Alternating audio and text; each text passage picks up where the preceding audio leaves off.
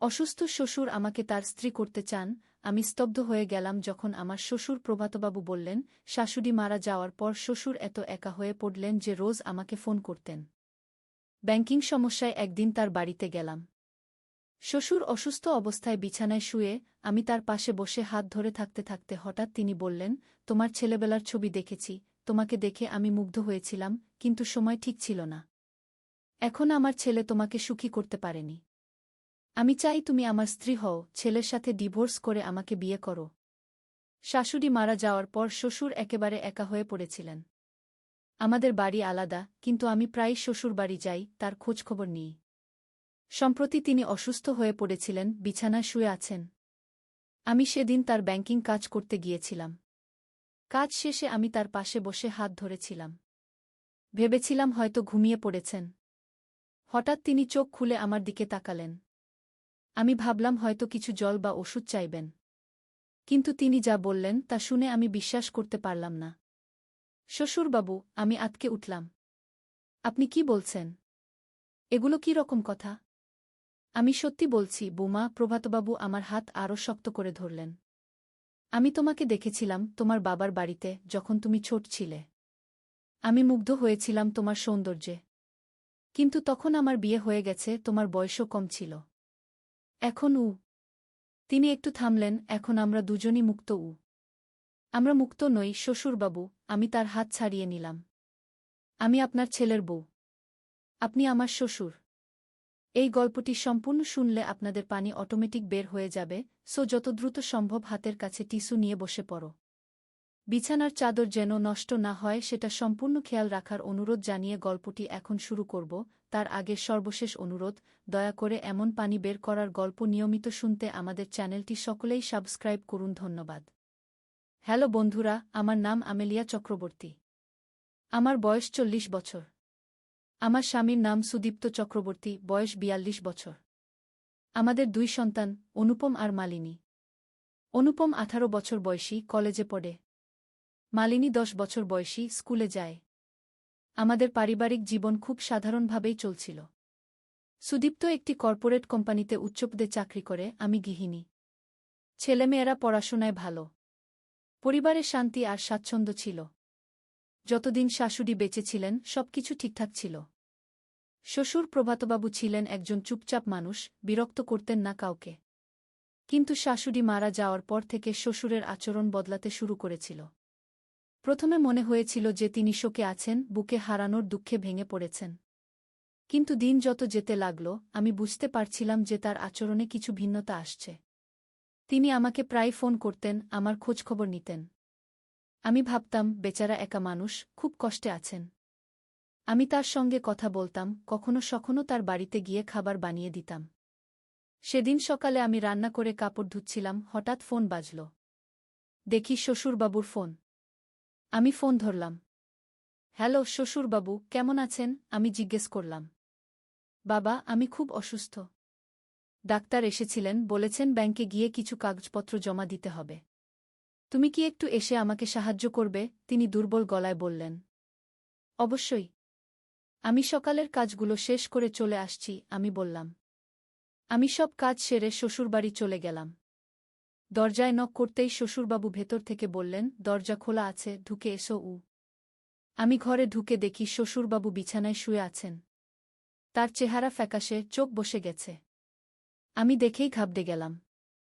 শ্বশুরবাবু, আপনি এত অসুস্থ? আমাকে আগে বলেননি কেন? সুদীপ্তকে বলেছেন?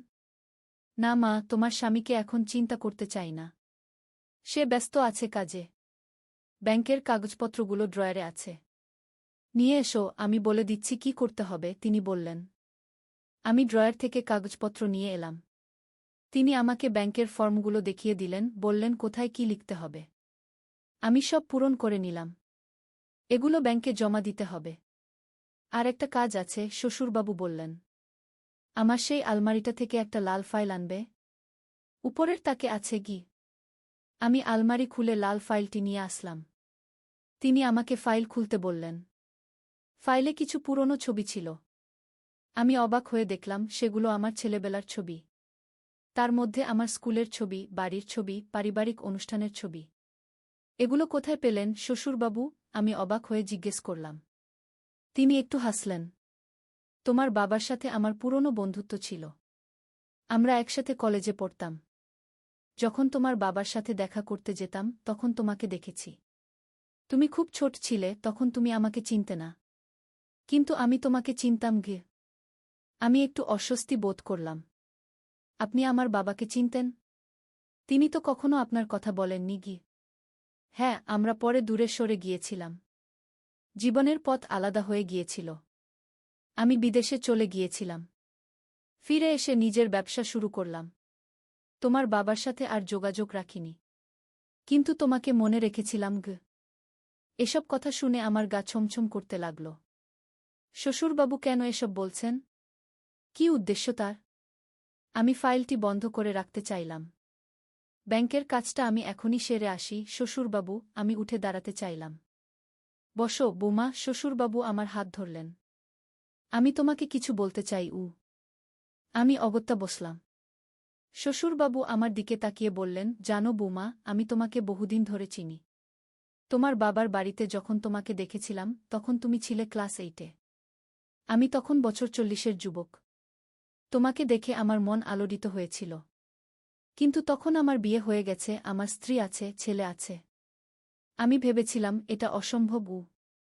আমি অবাক হয়ে শুনছিলাম। এসব কি বলছেন শ্বশুরবাবু? আমি কিছু বলার আগেই তিনি আবার বলতে শুরু করলেন। তারপর বছর কেটে গেল। আমি তোমাকে ভুলে গিয়েছিলাম। কিন্তু একদিন আমার ছেলে বলল সে বিয়ে করবে। আমি জিজ্ঞেস করলাম, কাকে? সে যখন তোমার নাম বলল আমি চমকে উঠলাম। আমি ভাবলাম, এটা কি করে সম্ভব? এত বছর পর তুমি আমার জীবনে ফিরে এলে। আমি ভাবলাম, এটা নিয়তি গু। শ্বশুরবাবু, আপনি এসব কি বলছেন? আমি কাপা গলায় বললাম। শোনো বৌমা, আমি জানি সুদীপ্ত তোমাকে সুখী করতে পারেনি। সে তোমাকে সময় দেয় না, তোমার যত্ন নেয় না। তুমি একা একা ঘর সামলাও, ছেলে মেয়ে সামলাও। আমি সব দেখেছি। আমি মনে মনে ভেবেছি, তুমি আমার হলে আমি তোমাকে আরও ভালোবাসা দিতাম, আরও যত্ন করতাম গু। শ্বশুরবাবু, আপনি আমার শ্বশুর, আপনার ছেলের সাথে আমার বিয়ে হয়েছে, আমাদের 2টি সন্তান আছে। আপনি এসব কি বলছেন? আমি ঘাবড়ে গিয়ে বললাম। আমি সত্যি বলছি বৌমা। প্রভাতবাবু আমার হাত আরও শক্ত করে ধরলেন। আমি তোমাকে দেখেছিলাম তোমার বাবার বাড়িতে যখন তুমি ছোট ছিলে। আমি মুগ্ধ হয়েছিলাম তোমার সৌন্দর্যে। কিন্তু তখন আমার বিয়ে হয়ে গেছে, তোমার বয়সও কম ছিল। এখন তিনি একটু থামলেন। এখন আমরা দুজনই মুক্ত। আমরা মুক্ত নই শ্বশুরবাবু। আমি তার হাত ছাড়িয়ে নিলাম। আমি আপনার ছেলের বউ। আপনি আমার শ্বশুর। আমি আর সেখানে থাকতে পারলাম না। আমি উঠে দাঁড়ালাম। আমি ব্যাংকে যাচ্ছি, কাগজপত্র জমা দিয়ে আসি বলে আমি ঘর থেকে বেরিয়ে এলাম। রাস্তায় নেমে আমি বুকের ভেতর ধুকপুক শব্দ শুনতে পেলাম। আমার মাথা ঘুরছিল। এ কি হল? শ্বশুরবাবু এসব কি বলছেন? তিনি পাগল হয়ে গেছেন নাকি? নাকি অসুস্থতার কারণে এসব অসংলগ্ন কথা বলছেন? আমি ব্যাংকে গিয়ে সব কাগজপত্র জমা দিলাম। কিন্তু মন ঠিক করতে পারছিলাম না। বাড়ি ফিরতে ইচ্ছে করছিল না। কিন্তু কোথায় যাব? আমি গাড়িতে বসে ভাবছিলাম। হঠাৎ ফোন বাজল। সুদীপ্তের ফোন। আমি ফোন ধরলাম। হ্যালো সুদীপ্ত। তুমি কোথায় আছো আমেলিয়া? আমি বাড়িতে ফোন করেছিলাম, কেউ ধরছে না, সুদীপ্ত বলল। আমি তোমার বাবার বাড়িতে এসেছিলাম। তিনি ব্যাংকের কিছু কাগজপত্র জমা দিতে বলেছিলেন, আমি ব্যাংক থেকে ফিরছি। আমি বললাম। বাবা অসুস্থ? ডাক্তারকে দেখিয়েছ? হ্যাঁ, তিনি বললেন ডাক্তার এসেছিলেন। চেহারা দেখে মনে হচ্ছে খুব অসুস্থ। আমি বললাম। শ্বশুরবাবুর কথাগুলো বলার সাহস পেলাম না। আমি আসছি। তুমি একটু তার কাছে থাকবে? আমি অফিস থেকে বেরোচ্ছি, সুদীপ্ত বলল। আমার মন চাইছিল না ফিরে যেতে। কিন্তু শ্বশুরবাবু সত্যিই অসুস্থ, তাকে একা ফেলে যাওয়া ঠিক হবে না। ঠিক আছে, আমি যাচ্ছি বলে ফোন রাখলাম। আমি আবার শ্বশুরবাড়ি ফিরে গেলাম। এবার দরজায় নক করে দাঁড়িয়ে রইলাম। শ্বশুরবাবু ভেতর থেকে সাড়া দিলেন, কে? আমি আমেলিয়া। আমি বললাম। এসো, দরজা খোলা আছে, তিনি বললেন। আমি ঘরে ঢুকে দেখি তিনি বিছানায় বসে আছেন, একটু সুস্থ লাগছে দেখতে। আমি একটু দূরে দাঁড়ালাম। সুদীপ্ত আসছে। ফোন করেছিল, আমি বললাম। ও শ্বশুরবাবু বললেন। আমি মনে করি না তার আসার দরকার ছিল। তুমি তো আছো। আমি চুপ করে রইলাম। কি বলবো বুঝতে পারছিলাম না। আমেলিয়া, আমি যা বলেছিলাম তা নিয়ে রাগ করেছ? শ্বশুরবাবু জিজ্ঞেস করলেন। রাগ নয় শ্বশুরবাবু। আমি বিস্মিত হয়েছি। এসব কথা আপনার মুখে শুনতে আশা করিনি। আপনি আমার শ্বশুর, আমি আপনাকে পিতার মতো শ্রদ্ধা করি কি? শ্রদ্ধা? শুধু শ্রদ্ধা? ভালোবাসা নয়, তিনি বললেন। সে ভালোবাসা আপনার প্রতি সম্মান ও শ্রদ্ধা থেকে আসে শ্বশুরবাবু। আপনি আমার শ্বশুর, আমার স্বামীর বাবা গো। কিন্তু আমি চাই তুমি আমাকে অন্য চোখে দেখো, তিনি বললেন। আমি চাই তুমি আমার স্ত্রী হও, আমার সাথে থাকো গো। আমি আপনার ছেলের স্ত্রী শ্বশুরবাবু। আমাদের দুটো বাচ্চা আছে। আপনি এসব কি বলছেন? আপনি কি অসুস্থতার কারণে এসব বলছেন? আমি বললাম। না, আমি অনেক দিন ধরে এসব ভাবছি। আমার স্ত্রী মারা যাওয়ার পর আমি একা হয়ে গেছি। তোমাকে দেখলেই আমার খুব ভালো লাগে। তুমি আমার সঙ্গে থাকলে আমি সুখী হব গো। আমি হতবাক হয়ে তার দিকে তাকিয়ে রইলাম। তিনি আমার দিকে এগিয়ে আসতে লাগলেন। তুমি সুন্দর, আমেলিয়া।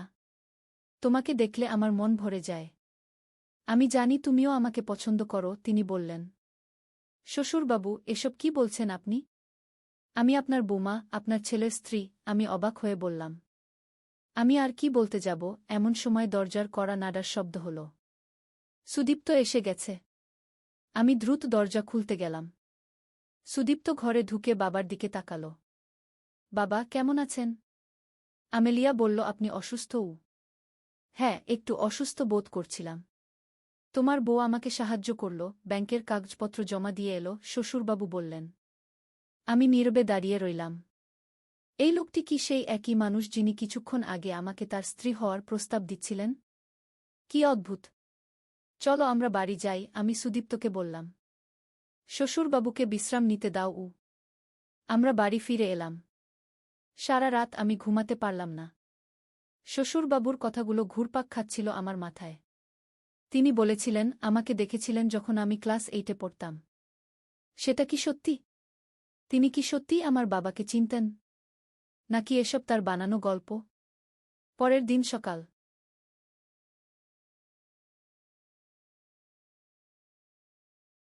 নদীর ধারে এক গ্রাম। প্রথম অধ্যায়, শুরুর কথা। পদ্মা নদীর ধারে ছোট্ট একটা গ্রাম, নামটা হল কুসুমপুর। এই গ্রামে বাস করত একটা ছেলে, তার নাম রাকিব। রাকিবের বয়স মাত্র 22 বছর। লেখাপড়ায় ভালো ছিল সে, কিন্তু টাকার অভাবে ঢাকা বিশ্ববিদ্যালয়ে ভর্তি পরীক্ষা দিতে পারেনি। এখন গ্রামের স্কুলে পড়ায়। মাসে বেতন পায় 10,000 টাকা।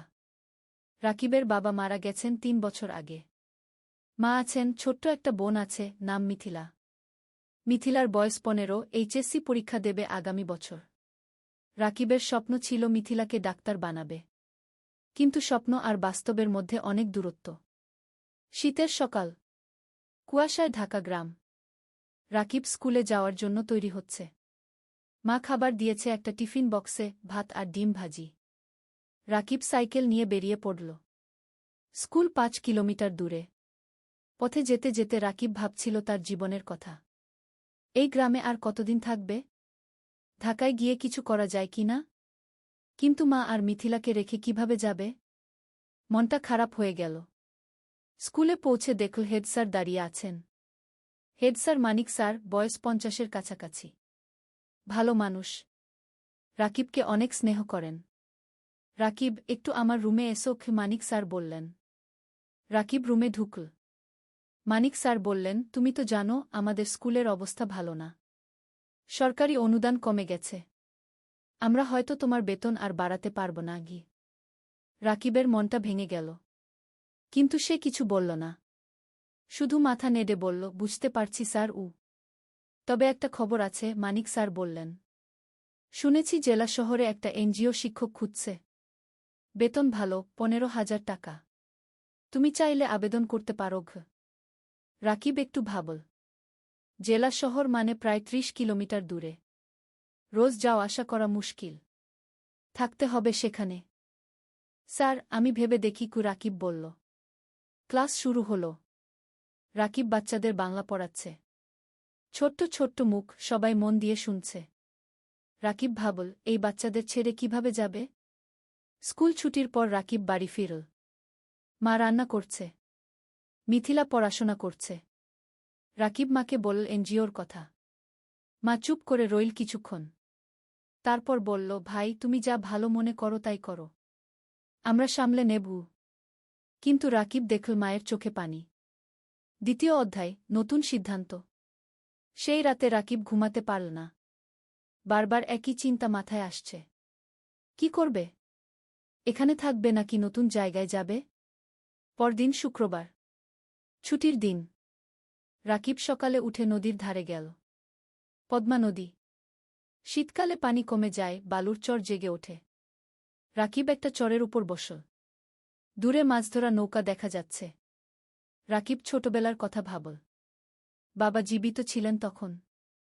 বাবাও মাছ ধরতেন। একদিন নৌকা উল্টে গিয়ে বাবা ডুবে মারা যান। সেদিন থেকে রাকিবের জীবন বদলে গেল। লেখাপড়া ছেড়ে দিতে হল। মাকে সাহায্য করতে হল। হঠাৎ কেউ পেছন থেকে ডাকল, রাকিব ভাই। রাকিব ফিরে তাকাল। দেখল তার বন্ধু সাজিদ দাঁড়িয়ে আছে। সাজিদ ঢাকায় থাকে, প্রাইভেট কোম্পানিতে চাকরি করে। গ্রামে এসেছে ঈদের ছুটিতে। সাজিদ, কবে এলি? রাকিব খুশি হল। গতকাল এলাম। তোর খোঁজেই এসেছিলাম। সাজিদ পাশে বসল। দুই বন্ধু অনেকক্ষণ গল্প করল। সাজিদ বলল তার চাকরির কথা, ঢাকার জীবনযাপনের কথা। রাকিব শুনল চুপচাপ। তারপর সাজিদ জিজ্ঞেস করল, তুই এই গ্রামে আর কতদিন পড়ে থাকবি? ঢাকায় চলে আয় না, আমি তোকে চাকরি খুঁজে দেবগু। রাকিব মাথা নাড়ল। মা আর মিথিলাকে রেখে কিভাবে যাব? ওদেরকে নিয়ে আয়। ঢাকায় ভাড়া বাসায় থাকবি, সাজিদ বলল। তোকে তো জানি। ঢাকায় এক রুম ভাড়া নিতে কত টাকা লাগে? আমার সামর্থ্য আছে। রাকিব তিক্ত হাসল। সাজিদ কিছু বলল না। সে জানে রাকিবের সমস্যা। দুপুরে রাকিব বাড়ি ফিরল। মা খাবার দিয়েছে, ভাত, ডাল আর একটা মাছ। রাকিব খেতে খেতে ভাবছিল, জীবনটা কেন এত কঠিন? খাওয়ার পর মিথিলা এল। ভাইয়া, আমার পরীক্ষার ফি দিতে হবে। 5,000 টাকা গু। রাকিবের মাথায় হাত। এই মাসে বেতন পাবে 10,000 টাকা। তার মধ্যে বাড়ি ভাড়া 3,000, মায়ের ওষুধ 2,000, খরচপাতি 3,000। পরীক্ষার ফি দেবে কোথা থেকে? চিন্তা করিস না, ব্যবস্থা হবে কি, রাকিব বলল। কিন্তু ব্যবস্থা হবে কিভাবে? রাকিব জানে না। সেই রাতে রাকিব মন স্থির করল। সে জেলা শহরে এনজিওর চাকরির জন্য আবেদন করবে। 15,000 টাকা হলে অনেক কিছু করা যাবে। তৃতীয় অধ্যায়, নতুন পথ। সোমবার সকালে রাকিব জেলা শহরে গেল। এনজিওর অফিস খুঁজে পেল। একটা 3তলা বিল্ডিং। ভেতরে ঢুকে নাম লিখল রিসেপশনে। কিছুক্ষণ পর ডাক পড়ল। একটা রুমে ঢুকল রাকিব। দেখল একজন ভদ্রমহিলা বসে আছেন। বয়স 40-এর কাছাকাছি। হাসি মুখ। বসুন। আপনার নাম? মহিলা জিজ্ঞেস করলেন। রাকিব। রাকিব হোসেন। আপনার সার্টিফিকেট? রাকিব ব্যাগ থেকে সার্টিফিকেট বের করে দিল। মহিলা দেখলেন। আপনি গ্রামে পড়ান? মহিলা জিজ্ঞেস করলেন। জি মাম। 3 বছর ধরে। ভালো। আমরা গ্রামের স্কুলে কাজ করি। আপনার অভিজ্ঞতা কাজে লাগবে গু। মহিলা আরও কিছু প্রশ্ন করলেন। রাকিব উত্তর দিল। তারপর মহিলা বললেন, ঠিক আছে, আমরা আপনাকে জানাব। 1 সপ্তাহের মধ্যে ফোন করব। রাকিব বের হয়ে এল। মনটা একটু হালকা লাগল। হয়তো চাকরি হবে। কিন্তু সমস্যা হলো অন্য জায়গা। রাকিব গ্রামে ফিরে দেখল মা অসুস্থ হয়ে পড়েছে। জ্বর হয়েছে। ডাক্তার ডেকে আনতে হলো। ডাক্তার ওষুধ লিখে দিল। ওষুধের দাম 1,000 টাকা। রাকিবের পকেটে 5 টাকা ছিল। বাকি 5 টাকা ধার করতে হলো পাশের বাড়ির কাকার কাছে। মা শুয়ে শুয়ে বলল, ভাই তুমি জেলা শহরে চাকরি নিও না, আমরা এখানে থাকি। না মা, তোমার চিকিৎসার জন্য টাকা লাগবে, মিথিলার পড়াশোনার জন্য টাকা লাগবে, আমাকে ভালো চাকরি করতে হবে। রাকিব বলল। পরের সপ্তাহে রাকিবের ফোন এল এনজিও থেকে। চাকরি হয়েছে, পরের মাস থেকে জয়েন করতে হবে। রাকিব খুশি হলো, কিন্তু সাথে সাথে চিন্তাও হলো। জেলা শহরে থাকবে কোথায়? বাসা ভাড়া নিতে হবে, সেই টাকা কোথায়? রাকিব মানিক স্যারের কাছে গেল, সব বলল। মানিক স্যার শুনলেন, তারপর বললেন, তুমি চিন্তা করো না, আমার জেলা শহরে একটা ছোট্ট ফ্ল্যাট আছে, খালি পড়ে আছে, তুমি সেখানে থাকতে পারো। প্রথম 3 মাস ভাড়া লাগবে না কি? রাকিবের চোখে পানি এল। স্যার, আপনি কি? তুমি ভালো ছেলে, তোমার উন্নতি হোক এটাই চাই। মানিক স্যার হাসলেন। রাকিব স্যারের পা ছুঁয়ে সালাম করল। চতুর্থ অধ্যায়, জেলা শহরে নতুন জীবন। পরের মাসের প্রথম দিনে রাকিব জেলা শহরে চলে এল। মা আর মিথিলা গ্রামে রইল। রাকিব ঠিক করল সপ্তাহে একদিন গ্রামে যাবে। মানিক স্যারের ফ্ল্যাট ছোট্ট কিন্তু পরিষ্কার, একটা রুম, একটা রান্নাঘর, একটা বাথরুম। রাকিব নিজের জিনিসপত্র গুছিয়ে রাখল। পরদিন এনজিও অফিসে গেল। কাজ শুরু হলো। রাকিবকে দায়িত্ব দেওয়া হলো 5টা গ্রামের স্কুল দেখাশোনা করার। সপ্তাহে 3 দিন স্কুলে যেতে হবে, বাকি দিন অফিসে। প্রথম দিন রাকিব একটা গ্রামে গেল। স্কুলটা খুবই খারাপ অবস্থায়, ছাদ দিয়ে পানি পড়ে, বেঞ্চ ভাঙা, শিক্ষক মাত্র 2 জন, ছাত্রছাত্রী প্রায় 150। রাকিব শিক্ষকদের সাথে কথা বলল। তারা বলল অনেক সমস্যার কথা, বেতন কম, সরকারি সাহায্য নেই, অনেক বাচ্চা স্কুল ছেড়ে দিয়েছে। রাকিব বুঝল এখানে অনেক কাজ করার আছে।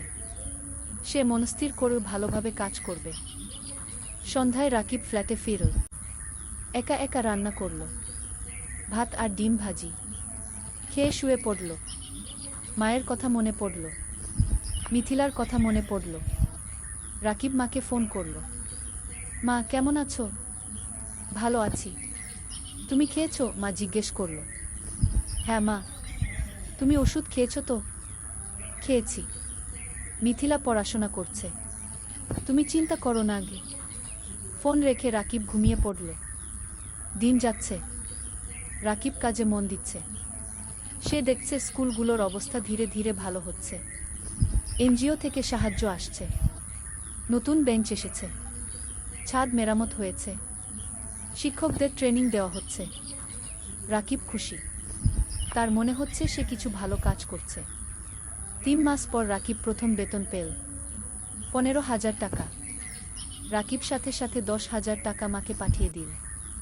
বাকি 5,000 টাকা দিয়ে নিজের খরচ চালাবে। মা ফোন করে কাঁদল। ভাই, তুমি এত টাকা পাঠালে তোমার কি হবে?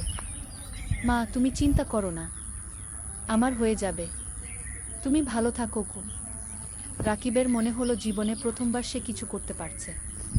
পঞ্চম অধ্যায়, নতুন বন্ধুত্ব।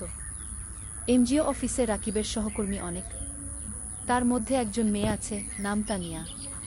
তানিয়া ঢাকা থেকে এসেছে, লেখাপড়া করেছে ঢাকা বিশ্ববিদ্যালয়ে, খুব মেধাবী, কিন্তু গ্রামের মানুষের জন্য কাজ করতে চায়, তাই এনজিওতে জয়েন করেছে।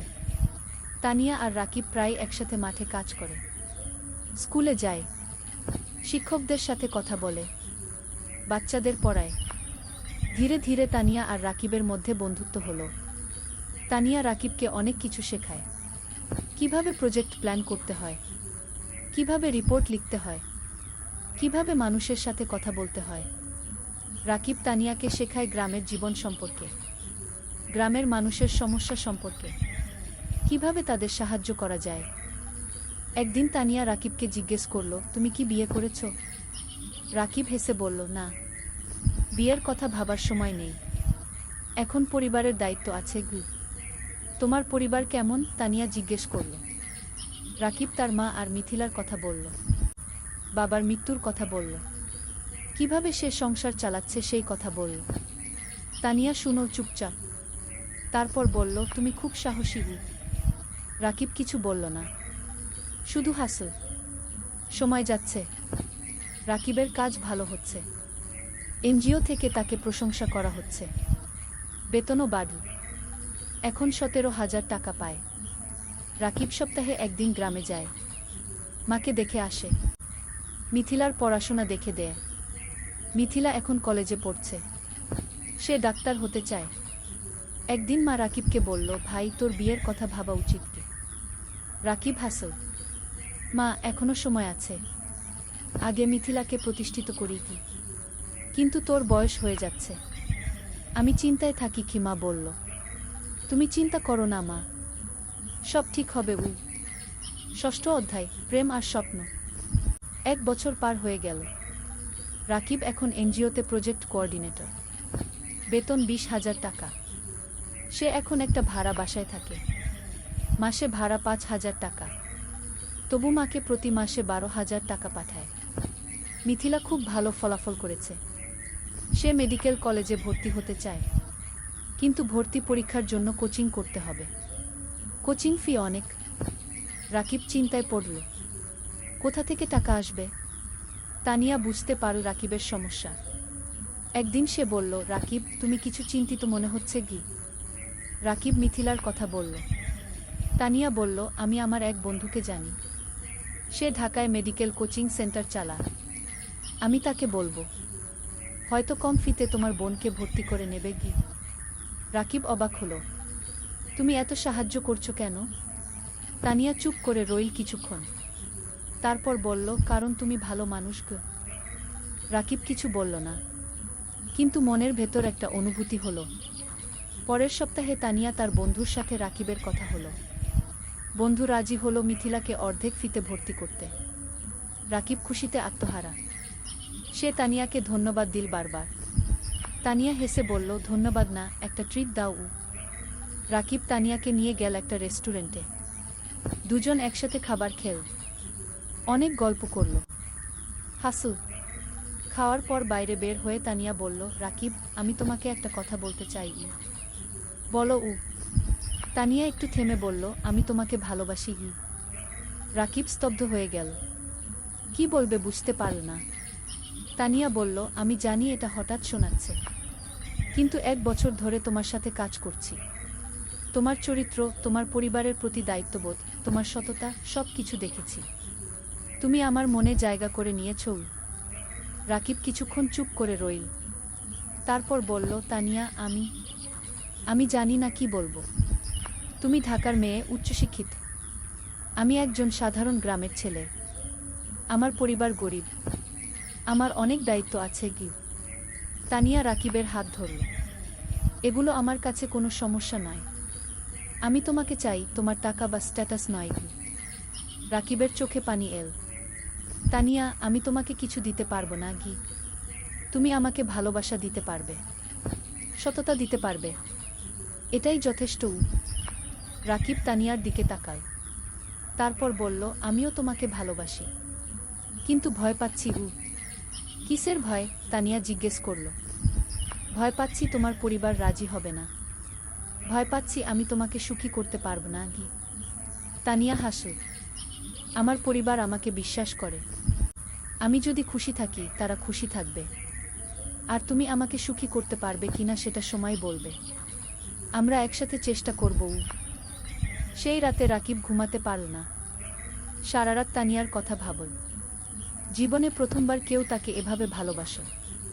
7ম অধ্যায়, বাধা আর চ্যালেঞ্জ। পরের সপ্তাহে রাকিব গ্রামে গেল। মাকে সব কথা বলল। তানিয়ার কথা, প্রেমের কথা। মা শুনো চুপচাপ। তারপর বলল, মেয়ে কেমন? খুব ভালো মা। তুমি তাকে দেখলে পছন্দ করবে কি? তার পরিবার রাজি হবে? আমরা তো গরিব। মা চিন্তিত হলো। তানিয়া বলেছে তার পরিবার তাকে বিশ্বাস করে। সমস্যা হবে না গি। মিথিলা খুশি হলো। ভাইজা, তুমি বিয়ে করছো? আমি ভাবির সাথে দেখা করব। রাকিব হাসল। হ্যাঁ রে, তোকে নিয়ে যাব ঢাকায়। কিন্তু সমস্যা এল অন্য দিক থেকে। তানিয়া তার বাবা মাকে রাকিবের কথা বলল। প্রথমে তারা খুশি হলো, কিন্তু যখন জানো রাকিব একজন এনজিও কর্মী, বেতন মাত্র 20,000 টাকা, তখন তারা আপত্তি করল। তানিয়ার বাবা বললেন, তানিয়া, তুমি ঢাকা বিশ্ববিদ্যালয় থেকে পাস করেছ। তুমি একজন ভালো চাকরিজীবী ছেলে পাবে। এই ছেলে তোমাকে কি দেবে? তানিয়া বলল, বাবা, আমি টাকার জন্য বিয়ে করছি না। আমি রাকিবকে ভালোবাসি। ভালোবাসা দিয়ে সংসার চলে না কি? তানিয়ার মা বললেন। বাবা মা, রাকিব খুব সৎ এবং পরিশ্রমী। সে তার পরিবারের জন্য অনেক কষ্ট করছে। এরকম মানুষ এখন কমই আছে কি? তানিয়া বোঝানোর চেষ্টা করল। আমরা সময় চাই, আমরা ছেলেটাকে দেখতে চাই কি? তানিয়ার বাবা বললেন। তানিয়া রাকিবকে ফোন করে সব বলল। রাকিব শুনো, তারপর বলল, আমি জানতাম এটা হবে গু, তুমি হাল ছেড়ে দিও না, আমি তাদের বোঝাব। তানিয়া বলল।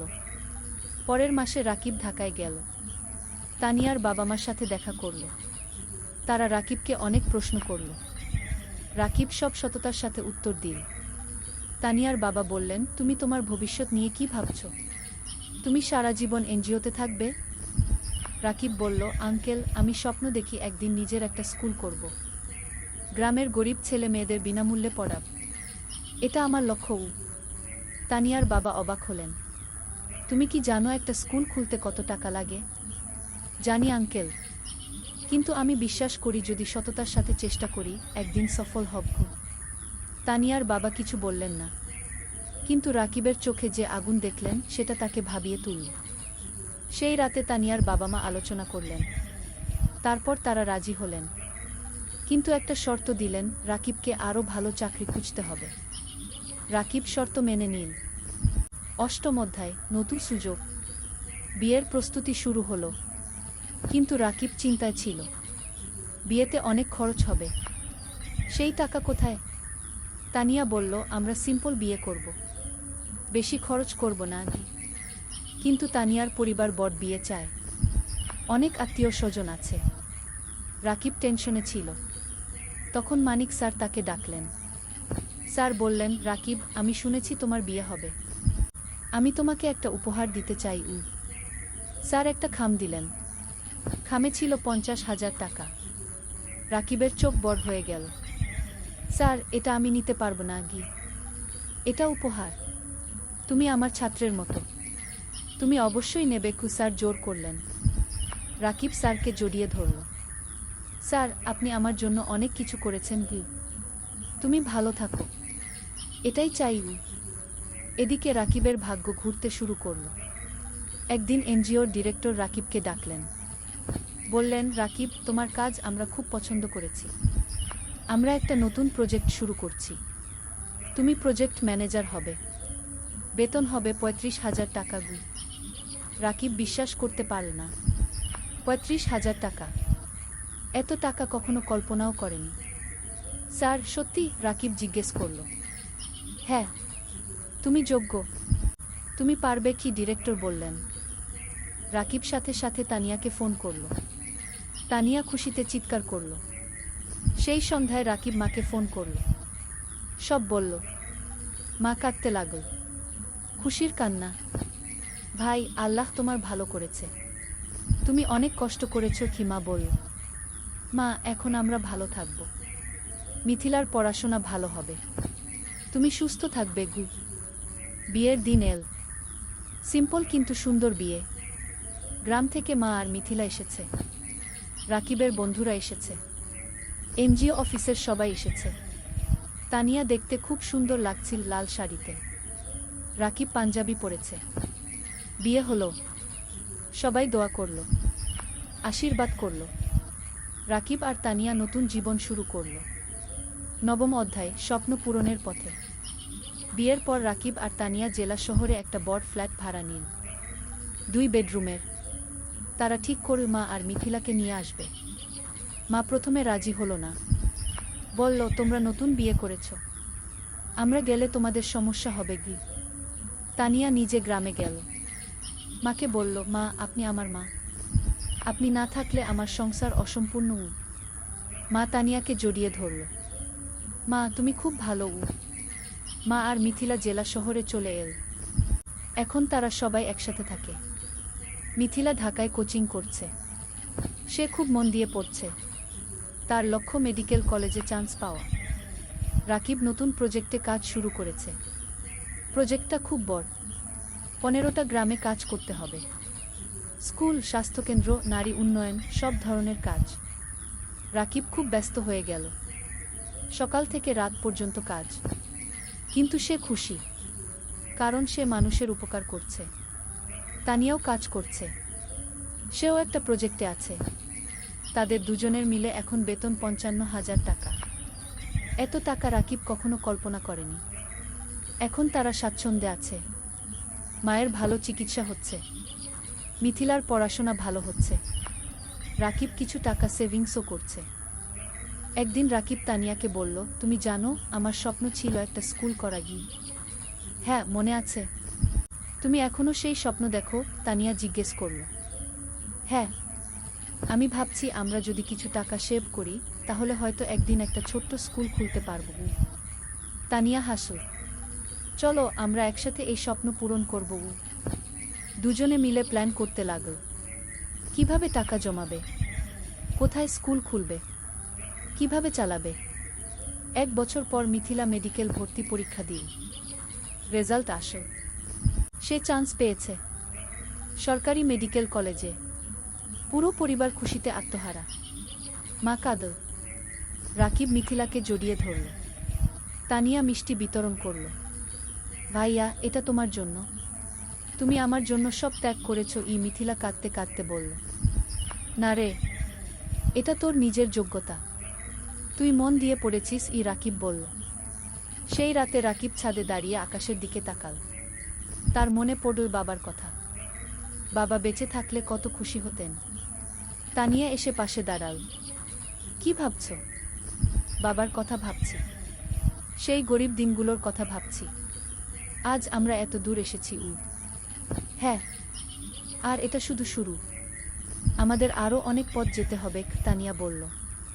10ম অধ্যায়, চূড়ান্ত স্বপ্ন। 3 বছর পার হয়ে গেল। রাকিব এখন এনজিওর সিনিয়র প্রজেক্ট ম্যানেজার। বেতন 50,000 টাকা। Tania project coordinator. বেতন 40,000 টাকা। মিথিলা এখন মেডিকেল কলেজের 3য় বর্ষে। সে খুব ভালো পড়ছে। তার লক্ষ্য একজন ভালো ডাক্তার হওয়া এবং গ্রামের মানুষের সেবা করা। মা এখন সুস্থ, তার মুখে হাসি ফিরে এসেছে। রাকিব আর তানিয়া এই 3 বছরে প্রায় 10 লক্ষ টাকা সেভ করেছে। এখন তারা ঠিক করেছে স্বপ্নের স্কুল খুলবে। রাকিব গ্রামে গিয়ে একটা জমি কিনে, 2 বিঘা জমি। সেখানে স্কুল করবে। তারা ব্যাংক থেকে লোন নিল আরও 5 লক্ষ টাকা। মোট 15 লক্ষ টাকা দিয়ে স্কুল তৈরি করা শুরু হলো। মানিক স্যার অনেক সাহায্য করলেন। তিনি স্কুলের ডিজাইন করে দিলেন, শিক্ষক খুঁজে দিলেন। 6 মাস পর স্কুল তৈরি হলো। নাম দেওয়া হলো আলোর পাঠশালা। স্লোগান, শিক্ষাই আলো, শিক্ষাই মুক্তি। স্কুলে গরিব পরিবারের বাচ্চারা বিনামূল্যে পড়বে, ধনী পরিবারের বাচ্চারা কম ফিতে পড়বে। এই ফি দিয়ে স্কুল চলবে। স্কুল খোলার দিন গ্রামের সব মানুষ এল। জেলা প্রশাসক এলেন উদ্বোধন করতে। মানিক স্যার, এনজিওর ডিরেক্টর, সবাই এলেন। রাকিব মাইকে দাঁড়িয়ে বলল, আমি একসময় খুব গরিব ছিলাম, লেখাপড়া করতে পারিনি ঠিকমতো, কিন্তু আমি হাল ছাড়িনি। আজ আমি এই স্কুল করলাম যাতে গ্রামের কোনো বাচ্চাকে টাকার অভাবে লেখাপড়া ছাড়তে না হয়। সবাই হাততালি দিল। তানিয়া বলল, এই স্কুল শুধু আমার স্বামীর স্বপ্ন নয়, আমার স্বপ্ন। আমরা চাই এই গ্রামের প্রতিটা বাচ্চা শিক্ষিত হোক। আবার হাততালি। স্কুল চালু হলো। প্রথম দিন 50 জন বাচ্চা ভর্তি হলো। দ্বিতীয় মাসে 100, তৃতীয় মাসে 200। রাকিব আর তানিয়া সপ্তাহে 3 দিন স্কুলে যায়। বাচ্চাদের পড়ায়, শিক্ষকদের ট্রেনিং দেয়া, স্কুল দেখাশোনা করে। মিথিলা ছুটির দিনে স্কুলে এসে বাচ্চাদের স্বাস্থ্য চেক আপ করে বিনামূল্যে। মা রান্না করে বাচ্চাদের খাওয়ায়। অনেক বাচ্চা গরিব পরিবার থেকে আসে, তারা দুপুরে খায় না, মা তাদের খাওয়ায়। 2 বছর পর স্কুলে 5 বাচ্চা পড়ছে, 10 জন শিক্ষক আছে। স্কুল ভালোভাবে চলছে। জেলার মধ্যে কি আলোর পাঠশালা কি একটা আদর্শ স্কুল হিসেবে পরিচিতি পেয়েছে। 11 অধ্যায়, জীবনের পূর্ণতা। 5 বছর পর রাকিবের বয়স এখন 33, তানিয়ার বয়স 31। তাদের একটা মেয়ে হয়েছে, নাম রাখা হয়েছে অনন্যা। অনন্যার বয়স 2 বছর। মিথিলা এখন ডাক্তার। সে একটা সরকারি হাসপাতালে কাজ করছে। সে গ্রামের মানুষের বিনামূল্যে সেবা দেয়া। মা সুস্থ এবং খুশি। তার নাতনি অননাকে নিয়ে সময় কাটায়। আলোর পাঠশালা কি এখন জেলার সেরা স্কুলগুলোর একটা। এখানে 1000 বাচ্চা পড়ছে, 20 জন শিক্ষক আছে। স্কুলের রেজাল্ট খুব ভালো। রাকিব আর তানিয়া এখন আর এনজিওতে কাজ করে না, তারা পুরোপুরি স্কুলেই সময় দেয়া। তারা আরও 2টো স্কুল খোলার পরিকল্পনা করছে। একদিন রাকিব স্কুলের ছাদে দাঁড়িয়ে আছে। তানিয়া এসে পাশে দাঁড়াল, হাতে চায়ের কাপ। কি ভাবছ? তানিয়া জিজ্ঞেস করল। ভাবছি আমাদের যাত্রার কথা। 8 বছর আগে আমি একজন গরিব স্কুল শিক্ষক ছিলাম, আজ আমার নিজের স্কুল আছে, 1000 বাচ্চা পড়ছে গু। হ্যাঁ, আমরা অনেক দূর এসেছি, কিন্তু আরও অনেক পথ বাকি, তানিয়া বলল। জানো, কখনো কখনো মনে হয় স্বপ্ন দেখা ভালো। স্বপ্ন মানুষকে বাঁচিয়ে রাখে। আমি স্বপ্ন দেখেছিলাম বলে আজ এখানে এসেছি। তানিয়া রাকিবের হাত ধরল। আর আমি তোমাকে বিশ্বাস করেছিলাম বলে তোমার স্বপ্ন আমার স্বপ্ন হয়ে গেল। দুজন চুপচাপ দাঁড়িয়ে রইল। নিচে বাচ্চারা খেলছে, তাদের হাসির শব্দ শোনা যাচ্ছে। রাকিব বলল, জানো তানিয়া, আমার এখন মনে হয় জীবনের সবচেয়ে বড় সফলতা হলো মানুষের মুখে হাসি ফোটানো। টাকা, প্রতিষ্ঠা সব তুচ্ছ যখন দেখি একটা গরিব বাচ্চা আমাদের স্কুলে পড়ে ভালো রেজাল্ট করছে। কি? তানিয়া মাথা নাড়ল। একদম ঠিক। তুমি জানো, গত সপ্তাহে সেই রহিম নামের ছেলেটা এসেছিল, যে 3 বছর আগে আমাদের স্কুলে ভর্তি হয়েছিল। হ্যাঁ, মনে আছে। তার বাবা রিকশা চালায়। সে ক্লাসে ফার্স্ট হয়েছে। তার বাবা এসে আমার পা ছুঁয়ে কাঁদছিল, বলছিল আপনারা না থাকলে আমার ছেলে লেখাপড়া শিখতে পারত না। রাকিবের চোখ ভিজে গেল। এই মুহূর্তগুলোর জন্যই আমরা কাজ করি। কি? হঠাৎ অননা দৌড়ে এল। বাবা, বাবা, দেখো আমি কি এঁকেছি। রাকিব মেয়েকে কোলে তুলে নিল। অননা একটা ছবি দেখাল। একটা স্কুল, সামনে অনেক বাচ্চা। এটা কি? রাকিব জিজ্ঞেস করল। এটা আমাদের স্কুল। দাদু বলেছে তুমি এই স্কুল বানিয়েছ গো, অননা বলল। রাকিব মেয়ের কপালে চুমু খেল। হ্যাঁ রে, একদিন তুইও বড় হয়ে ভালো কিছু করবি গি। আমি ডাক্তার হব, মাসির মতো। তারপর গরিব মানুষদের দেখব, অননা বলল। তানিয়া হাসল। দেখছ, আমাদের পরবর্তী প্রজন্ম স্বপ্ন দেখছে গু। দ্বাদশ অধ্যায়, নতুন চ্যালেঞ্জ। কিন্তু জীবন কখনো সোজা পথে চলে না। একদিন রাকিব খবর পেল স্কুলের জমি নিয়ে সমস্যা হয়েছে। একজন স্থানীয় রাজনীতিবিদ দাবি করছে জমিটা তার। রাকিব চিন্তায় পড়ে গেল। সে আইনজীবীর সাথে দেখা করল। আইনজীবী বলল, কাগজপত্র দেখাও। রাকিব সব কাগজ দেখাল। আইনজীবী দেখে বলল, তোমার কাগজ ঠিক আছে, কিন্তু ওই লোক ক্ষমতাবান, সে ঝামেলা করবে গু। তাহলে কি করব? রাকিব জিজ্ঞেস করল। কোর্টে কেস করতে হবে, সময় লাগবে, টাকাও লাগবে গু। রাকিব বাড়ি ফিরে তানিয়াকে সব বলল। তানিয়া শুনল, তারপর বলল, আমরা লড়ব, আমরা সত্যের পক্ষে আছি। কেস শুরু হলো। প্রতি সপ্তাহে কোর্টে যেতে হচ্ছে, আইনজীবীর ফি দিতে হচ্ছে, টাকা খরচ হচ্ছে অনেক। কিন্তু রাকিব হাল ছাড়ল না। সে জানে সে ন্যায়ের পক্ষে। এই সময় গ্রামের মানুষ রাকিবের পাশে দাঁড়াল। তারা একটা কমিটি করল। সবাই মিলে টাকা তুলল রাকিবকে সাহায্য করার জন্য। একদিন গ্রামের চেয়ারম্যান রাকিবের কাছে এসে বলল, রাকিব, তুমি আমাদের গ্রামের গর্ব। তুমি আমাদের বাচ্চাদের শিক্ষিত করছো। আমরা তোমাকে একা ছাড়ব না। রাকিব কান্নায় ভেঙে পড়ল। আপনারা আমার পরিবার। মানিক স্যারও সাহায্য করলেন। তিনি জেলা প্রশাসকের সাথে কথা বলল। প্রশাসক বিষয়টা দেখলেন। 6 মাস পর কোর্ট রায় দিল রাকিবের পক্ষে। জমি রাকিবেরই। সেই দিন স্কুলে উৎসব হলো। সবাই খুশি। বাচ্চারা নাচল, গাইল। রাকিব মাইকে বলল, আজ আমরা জিতেছি। কিন্তু এটা শুধু আমার জয় নয়, এটা আমাদের সবার জয়, সত্যের জয়। ত্রয়োদশ অধ্যায়, সম্প্রসারণ। কেস জেতার পর রাকিবের আত্মবিশ্বাস বেড়ে গেল। সে ঠিক করল আরও একটা স্কুল খুলবে, পাশের জেলায়। তানিয়া রাজি হলো। তারা আবার সেভিংস শুরু করল। এই সময় একটা বড় সুখবর এল। একটা আন্তর্জাতিক এনজিও তাদের স্কুলের কথা শুনেছে। তারা সাহায্য করতে চায়। এনজিওর একজন প্রতিনিধি এলি আলোর পাঠশালাগু দেখতে। সেসব দেখল, শিক্ষকদের সাথে কথা বলল, বাচ্চাদের সাথে কথা বলল।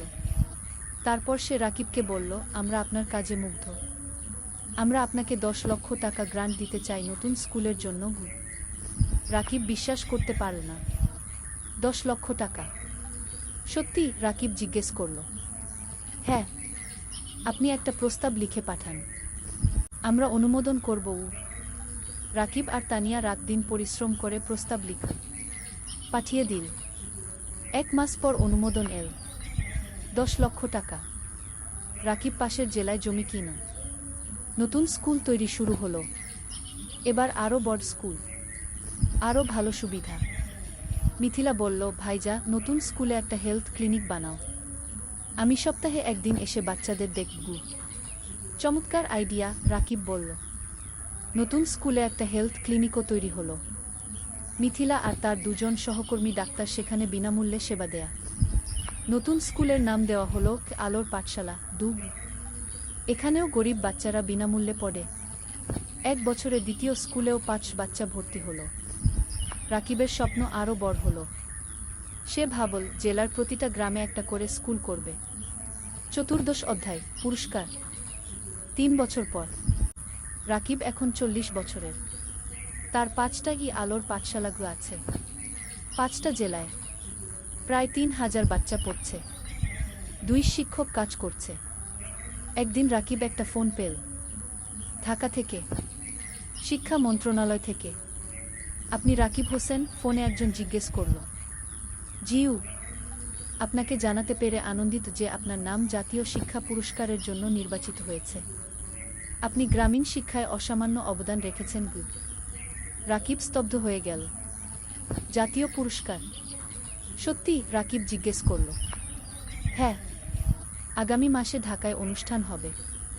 মাননীয় প্রধানমন্ত্রী পুরস্কার দেবেন। রাকিব ফোন রেখে তানিয়াকে জড়িয়ে ধরল। তান, আমরা জাতীয় পুরস্কার পেয়েছি। তানিয়া কাঁদতে লাগল। খুশির কান্না। তুমি পেরেছ, তুমি সত্যিই পেরেছ। মা খবর শুনে কাঁদল। ভাই, তোর বাবা বেঁচে থাকলে কত খুশি হতো। মিথিলা বলল, ভাইজা, তুমি আমার হিরো গো। অনন্যা, এখন 7 বছর, বলল, বাবা, তুমি সবচেয়ে ভালো বাবা। পুরস্কারের দিন, ঢাকা, বঙ্গভবন। রাকিব স্যুট পরেছে, তানিয়া শাড়ি পরেছে। মা, মিথিলা, অনন্যা সবাই গেছে। মানিক স্যারও গেছে। তিনি রাকিবকে বললেন, আমি গর্বিত তোমার শিক্ষক ছিলাম। অনুষ্ঠানে অনেক মানুষ। রাকিবের নাম ডাকা হলো। সে মঞ্চে উঠল। প্রধানমন্ত্রী তাকে পুরস্কার দিলেন, একটা ক্রেস্ট, একটা সার্টিফিকেট আর 5 লক্ষ টাকা। রাকিব মাইকে দাঁড়িয়ে বলল, আমি একজন সাধারণ গ্রামের ছেলে। আমার বাবা রিকশা চালাতেন। আমি গরিব পরিবার থেকে এসেছি, কিন্তু আমি স্বপ্ন দেখতে ছাড়িনি। আজ আমি এখানে দাঁড়িয়ে বলতে পারি, যে কেউ পারে যদি সে চেষ্টা করে। পুরো হল হাততালিতে মুখরিত হলো।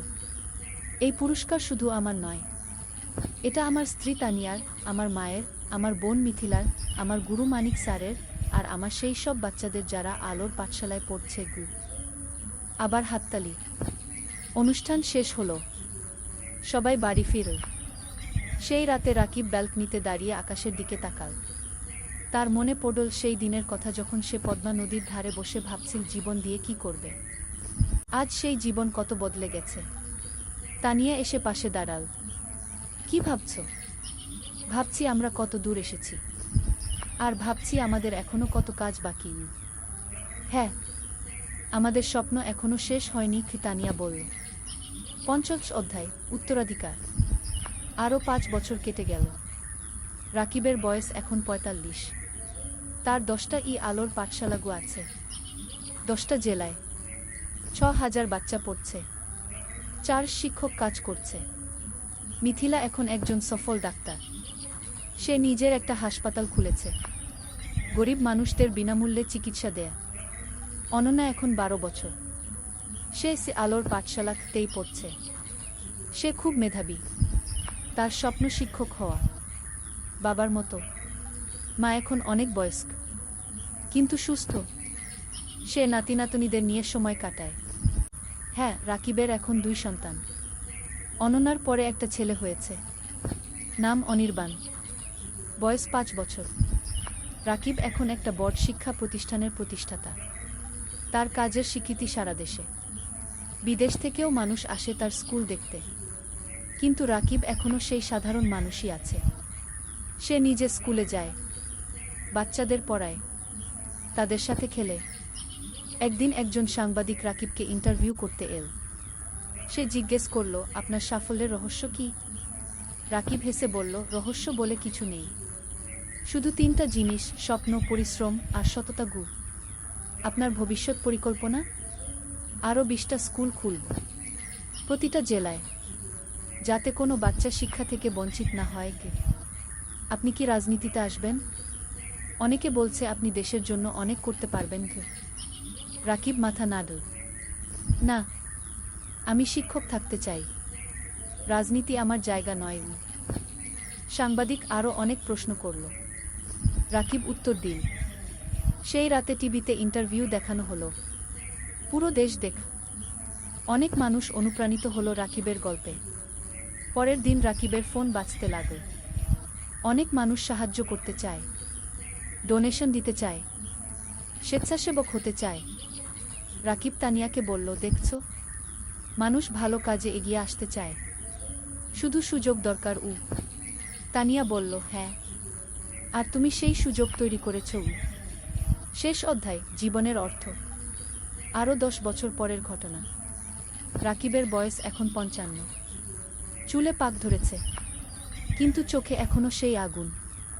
তার এখন 25টা আলোর পাঠশালা আছে, 15,000 বাচ্চা পড়ছে, 1000-এর বেশি শিক্ষক কাজ করছে। মা আর বেঁচে নেই, 3 বছর আগে মারা গেছেন শান্তিতে। তার শেষ ইচ্ছা ছিল রাকিব যেন তার কাজ চালিয়ে যায়।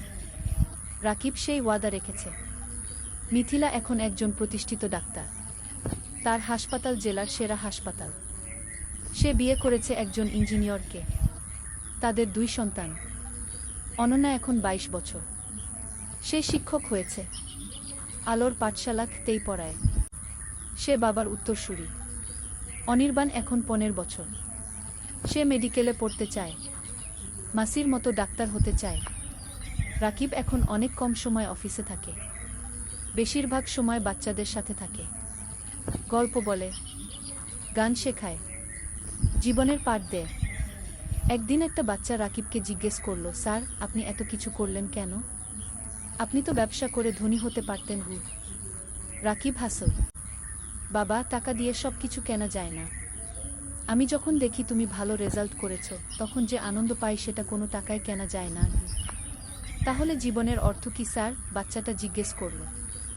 রাকিব একটু ভাবল, তারপর বলল, জীবনের অর্থ হলো অন্যের জীবনে আলো জ্বালানো। যদি তুমি একজন মানুষকেও সাহায্য করতে পারো, তাহলে তোমার জীবন সার্থক। বাচ্চাটা মাথা নাড়ল, আমিও আপনার মতো হতে চাই স্যার। রাকিব বাচ্চাটার মাথায় হাত বুলিয়ে দিল, তুমি আমার চেয়ে আরও ভালো হবে। সেই সন্ধ্যায় রাকিব আর তানিয়া তাদের বাড়ির ছাদে বসে আছে। সূর্য অস্ত যাচ্ছে, আকাশ লাল কুমলা রঙে রাঙানো। তানিয়া বলল, তুমি জানো, যখন প্রথম তোমাকে দেখেছিলাম তখন জানতাম না তুমি এত দূর যাবে। রাকিব হাসল, আমিও জানতাম না, কিন্তু তোমাকে পেয়েছিলাম বলে সম্ভব হয়েছে। না, তুমি পেরেছ তোমার ইচ্ছাশক্তি আর কঠোর পরিশ্রমের কারণে। আমি শুধু সাথে ছিলাম। তুমি শুধু সাথে ছিলে না, তুমি আমার শক্তি ছিলে, আমার অনুপ্রেরণা ছিলে। দুজন চুপচাপ বসে রইল। নিচে কি আলোর পাঠশালা দেখা যাচ্ছে, বাচ্চারা খেলছে। রাকিব বলল, জানো তানিয়া, আমি এখন শান্তিতে আছি। আমার মনে হয় আমি আমার জীবন দিয়ে কিছু অর্থবহ করতে পেরেছি। তুমি পেরেছ, তুমি হাজারো জীবন বদলে দিয়েছ। তানিয়া বলল। হঠাৎ অনন্যা এল, বাবা, মা, খাবার তৈরি। রাকিব উঠে দাঁড়াল, চলো। 3 জন একসাথে নিচে নামো। পরিবার একসাথে বসে খাবার খেল, হাসল, গল্প করল। রাতে শোয়ার আগে রাকিব জানালার পাশে দাঁড়িয়ে বাইরে তাকাল। দূরে তারা জ্বলছে। রাকিব মনে মনে ভাবল, জীবন একটা যাত্রা, কখনো কঠিন, কখনো সহজ। কিন্তু যদি তুমি স্বপ্ন দেখো, যদি তুমি পরিশ্রম করো, যদি তুমি সৎ থাকো, তাহলে তুমি অবশ্যই সফল হবে। আর সবচেয়ে বড় সফলতা হলো যখন তুমি অন্যের জীবনে আলো জ্বালাতে পারো। রাকিব হাসল। তারপর বিছানায় শুয়ে পড়ল। গভীর ঘুমে তলিয়ে গেল। শান্তির ঘুম, পরিতৃপ্তির ঘুম। কারণ সে জানে তার জীবন সার্থক হয়েছে, তার স্বপ্ন পূরণ হয়েছে। আর এটাই জীবনের সবচেয়ে বড় পাওয়া।